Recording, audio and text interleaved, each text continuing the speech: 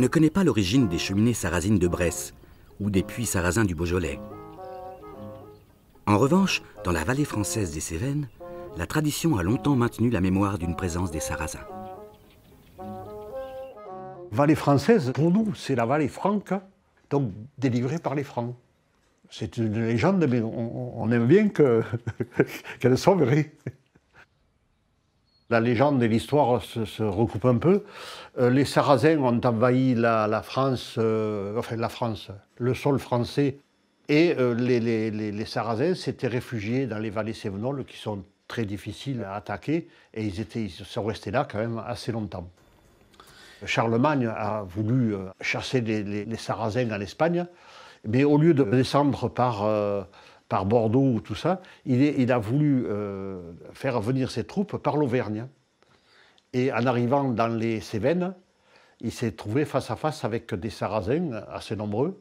Et donc il a envoyé Roland pour les combattre. La légende dit qu'ils se sont battus à la Boissonnade. Ça paraît vrai, puisqu'on a le fez Roland en amont et le fez Bégon en aval. Ainsi, pour les habitants des vallées cévenoles, les acteurs de la légende Roland et Bégon ont donné leur nom au hameau proche de la Boissonnade.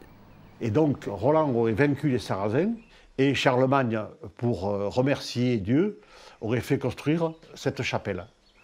Elle se nommait Notre-Dame de la Victoire. Et puis Notre-Dame, vallée française, ça s'est francisé tout après.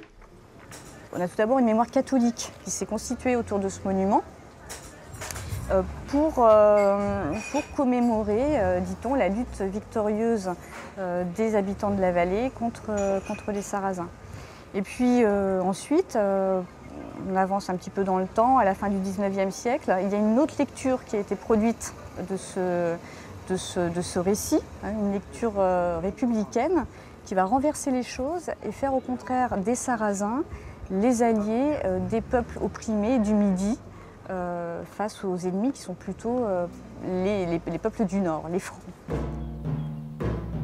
Depuis le XVIIe siècle, les vallées cévenoles se sont massivement converties au protestantisme, un engagement violemment réprimé par les armées de Louis XIV. Face au pouvoir de Versailles, les protestants cévenols semblent revivre le combat entre les Sarrasins et les Francs.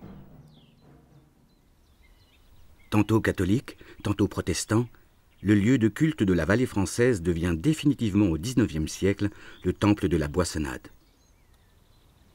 Mais qu'était-il à l'origine ?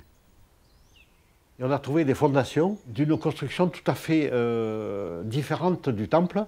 Est-ce que c'était les fondations de la chapelle qu'a fait construire Charlemagne, ou est-ce que c'était les fondations d'un bâtiment arabe?